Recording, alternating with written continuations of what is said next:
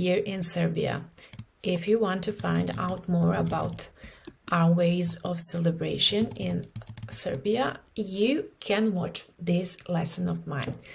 A Nova Godina, New Year in Serbia, an enchanting blend of tradition, gastronomic delights, and timeless entertainment. As the clock strikes midnight, Serbian people embark on a celebration that is as rich in flavor as it is in cultural significance. Ah, Nova godina u Srbiji. Kakav očaravajući spoj tradicije, gastronomskih zadovoljstava i beskrajne zabave.